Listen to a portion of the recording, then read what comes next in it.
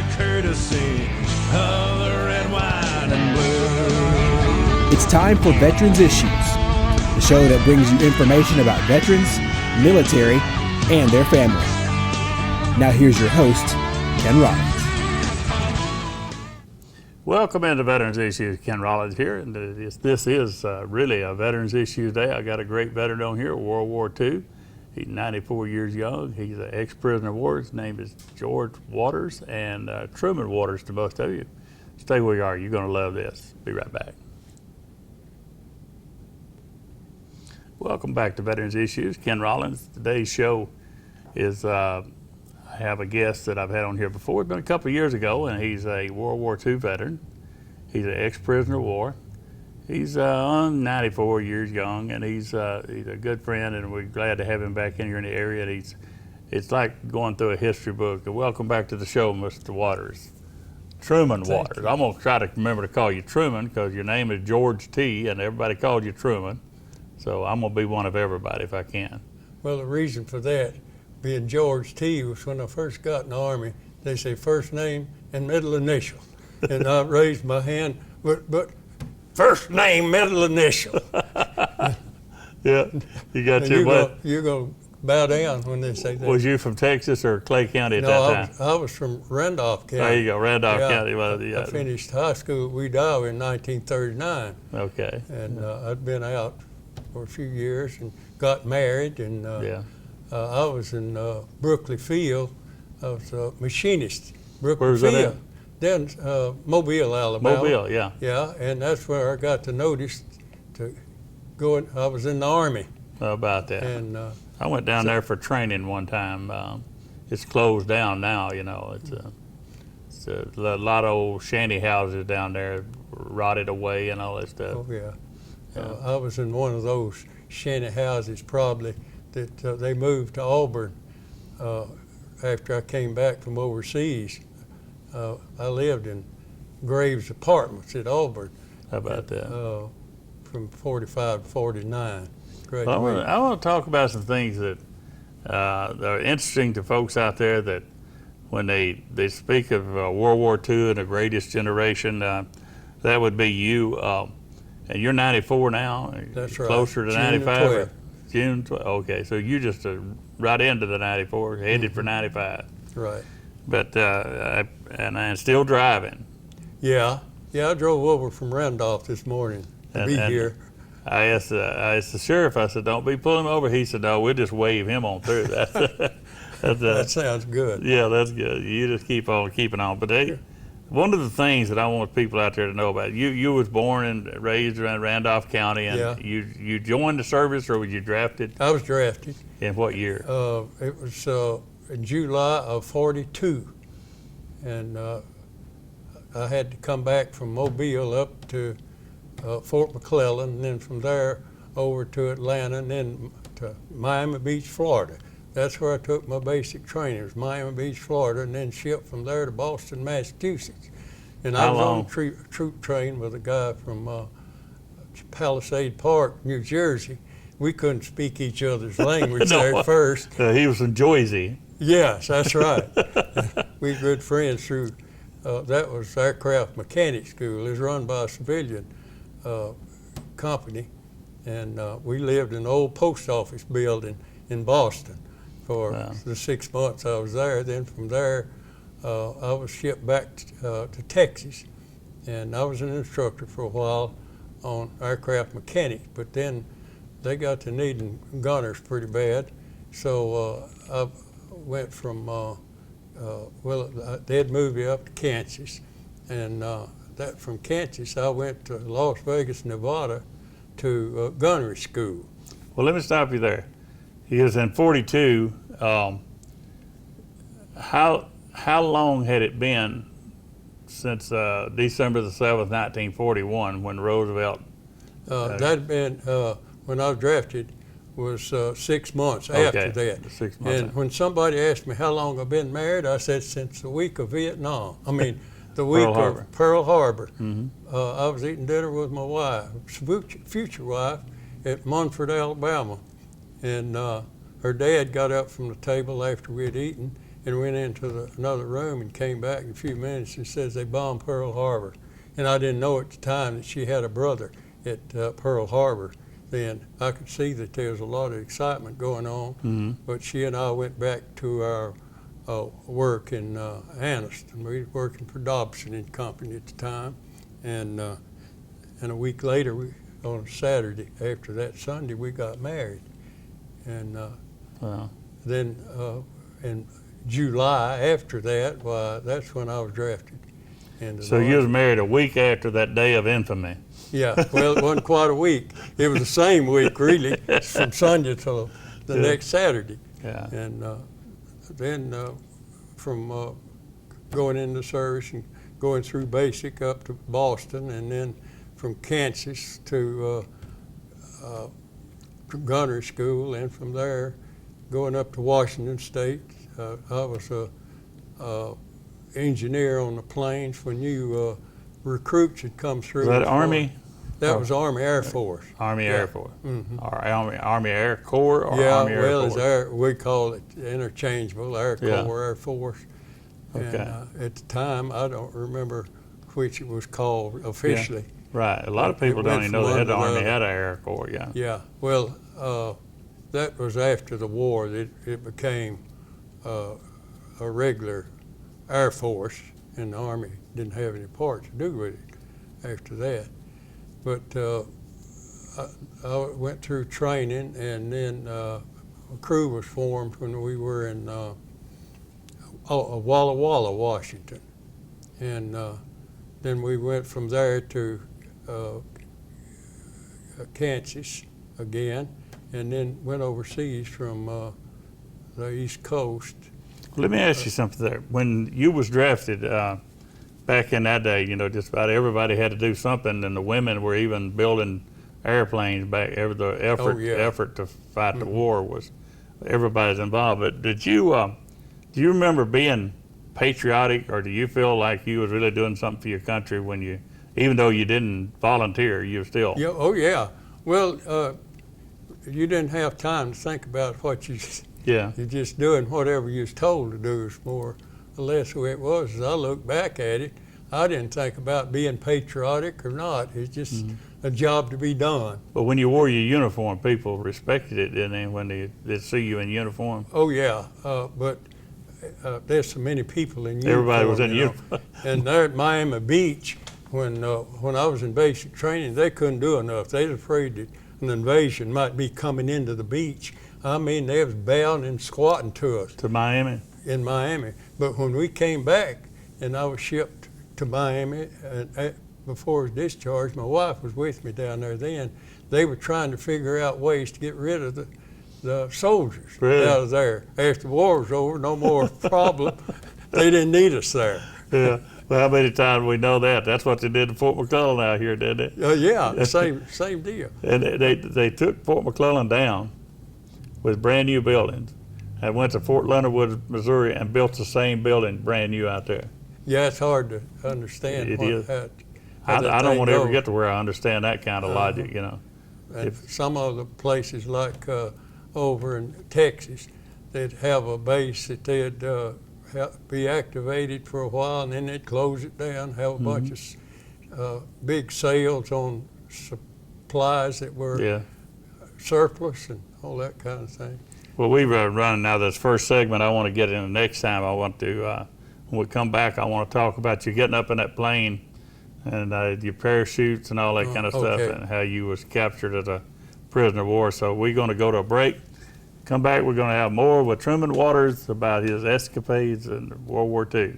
Stay where you are. Be right back. Get a pen. Welcome back to Veterans Issues. We're talking to Truman Waters. He's a World War II veteran, ex-prisoner of war, and he's got a lot of stories that you need to hear about. And we've talked about the first part, and Truman, I almost said George. When we broke with, you come along there to where you'd served in Kansas and all these places. Now, at some point, you was up in the aircraft flying in the war effort. Yes. Well, we went overseas as a replacement crew. We was on a troop ship, and it was a convoy, and it was a slow convoy. It took 18 days to go from New Hampton Roads, Virginia, to Casablanca in Africa. And then from Africa, we went by 48 boxcars across the mountains down there. But by what? What kind of boxcar? 40 and 8. That What is meant that? That whole 40 men are 8 horses. That was the English Oh, yeah, sorry. boxcars. And there's little old small boxcars, and they had a brakeman on each end, or on the end of each car. When they'd go down the Atlas Mountains, well, that brakeman would tighten the brakes, and sometimes get them too tight, and the wheels would start sliding, and when they start turning again, it'd jar your eye teeth almost. Wow. Be glad you wasn't in there with 4 horses and 20 men. That's right. Lord have mercy. But we went into combat then we flew from North Africa over to Sicily. And What do you mean you flew? Now, you was not a pilot. You no, was a. I was just, well, our crew, pilots and all, piled you into was, this what C-47. was your job? What was your job? At that time, is just going into combat. Okay. And but I'd been already assigned as a ball turret gunner because I'd goofed up before we got into going overseas. The ball turret, that's glass at dome the bottom, underneath the plane. Oh, okay. And I was down there with 250 caliber machine guns, and but nobody wanted that position. I would think not. And there's 3 of us, and all 3 of us wanted to be waist gunners rather than a ball turret. One of us had to be a ball turret gunner, and the pilot said, "Well, something will happen." We wanted him to assign one of us. He says, "I can't do it." He said, "But something will happen that you'll be assigned." And sure enough, on the way over, the other 2, I think, framed up against me. Thanks for what happened, but I'm not positive. But anyway, they got me to thinking that the troop train was going to be stopped in Kansas City for an hour. And I'll have time to get off and look around. I got off and held up the troop train for about 15 minutes. And when I got back on, Guess the who's pilot in it? says, "You're the ball turret gunner." And that's the way I become a professional ball turret gunner. And when we got into combat then over in Italy, and when I flew my first mission, of course I was with another crew. We didn't fly as a crew. We went with veterans, so that each guy would learn half from somebody else how to do his job. And that first mission, I thought, there's no way I can get out of this plane if it gets shot down, because can't get in this ball turret with a chute on.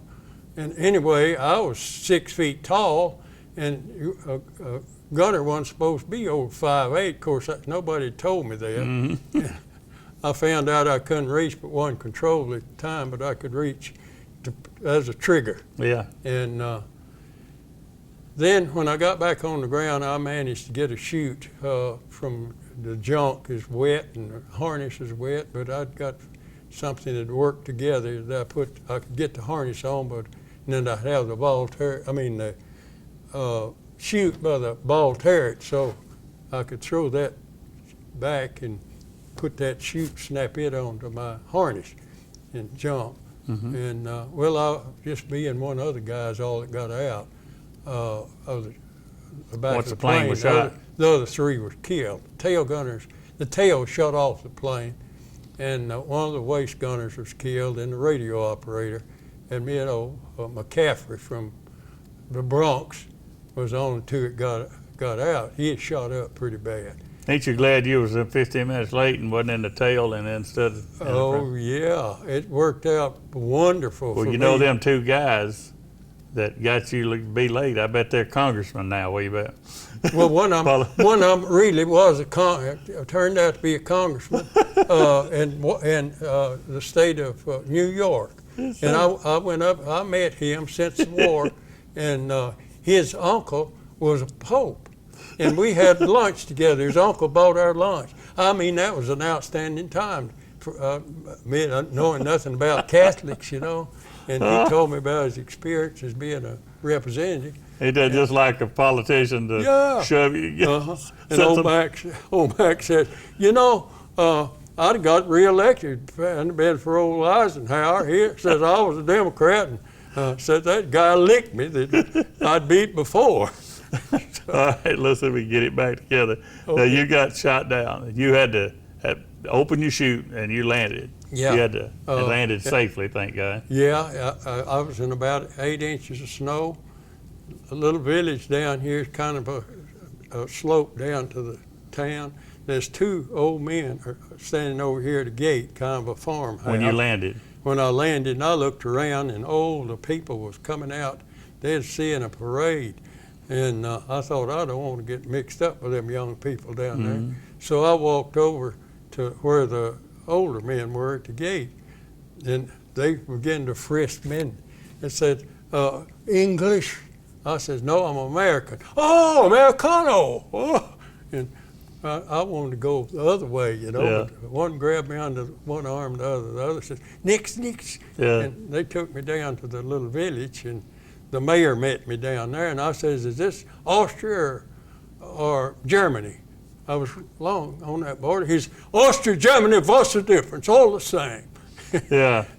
But you became a prisoner of war that day, and you was in there how long, how many months? 15 months. 15 months. Yeah. Now, I don't think you had the experience of some of the other ex-prisoners of war that I know. You didn't have a barracks that you was assigned to all the time, would you? Well, I did it first. But I mean, all the time. It was just a routine first. I was moved up to East Prussia, and then the Russians was pushing, and they put us in this god-awful boat for 48 hours. When I looked down in that hole to go down in the bottom of that thing, and there's no more room down there. They must be making a mistake. But the guard behind me, and I could feel that bayonet on the end of his gun. I had to go down the ladder, and it wasn't half loaded. I just thought it was loaded when I went down. There was so much that we were crowded in there, so you couldn't imagine what it was like. Wow. And was going down the coast, and if we had to go to the bathroom, we had to go up on deck. And one time, a guy went up on deck, and instead of coming back down the ladder, he jumped, and I heard the guns, a rat-tat-tat, and of course I couldn't see what was going on, but I thought we was being attacked when they was just killing him because he jumped into the water. Yeah. And but it was just 48 hours of terror. We've run out of time, but you was liberated by the English. English, okay. In north part of Germany at Lubeck. And came back to Clay County and. Well, I came back to Randolph. Randolph. I keep wanting to put you in Clay County. Don't hold that again. Well, it's pretty close. Man, we've run out of time. Hey, will you promise me to come back again? I and will. Let's finish this up. Whenever It'll be part-time. Whenever you. I'm gonna hold you to it. Sherman Okay. Waters, I thank you so much for your service, sir. You made the ground open for us, so Vietnam veterans, we appreciate you. And thanks for doing the show again today. We're gonna have him back on you. Come back, I got news that you can just stay where you're at. Be right back. Welcome back to Veterans Issues. I appreciate Mr. Waters coming on here today, and I am going to have him back on because we didn't get into some of the parts that I wanted you to hear, and we just run out of time, and we have people who sponsor the show. We have to take care of that. I wanted to, this is the new pigskin roundup, and this is pictures from the Robert L. Howard Veterans Home down in Pell City, and we're so proud of that. That's the whole inside of the pigskin roundup. The middle section is about HMR, and they're still hiring folks, as I understand it. So a great place down there. Now, excuse me, I want to talk about, we're going to be talking about this a lot. It's the SB 43 and the HB 46, House Bill 46, and Senate Bill 43 that came up under the earmarking of funds. And the other one is a flat tax. Those are two of the scariest bills I've heard of in my many years here on this earth, especially bills that come after and attack teachers. They attack and take away from the veterans, and they take away from the retired people who worked all those years and got a retirement. This is just awful. And if you know Senator Dial and Senator Dale Marsh, Randy Wood, and those others, please make sure that they understand your opposition to the unearmarking. The one I want you to remember is the unearmarking of funds. Earmark the Veterans Assistance Fund that we take care of the veterans in. I was talking about the Robert L. Howard Veterans Home. That's how we pay the people to take care of the veterans down there at the Robert L. Howard Veterans Home. The ones in Alexander City, the ones at Bay Minette, and the one up in Huntsville. We got 704 veterans that might be put on the street if this bill is passed. Now we got to be careful. These guys go down there, and girls, and they go to Montgomery, and they're thinking about saving money, cutting money. There's places to do that. They're going after the Education Trust Fund. Why? The Education Trust Fund has $250 million excess because they manage their money properly. The penalty in the state of Alabama for taking care of your money and distributing it right and paying for the things you're supposed to, you have excess money for the rainy day. Now we've got to do something for the Afghan, Iraq veterans, and we're going to need a lot of money to do that. And these double amputees, quadruple amputees, we're going to have money to build a place or build some kind of facility to take care of that. If these bills pass, we won't have that. There will be no Department of Veterans Affairs in the state of Alabama.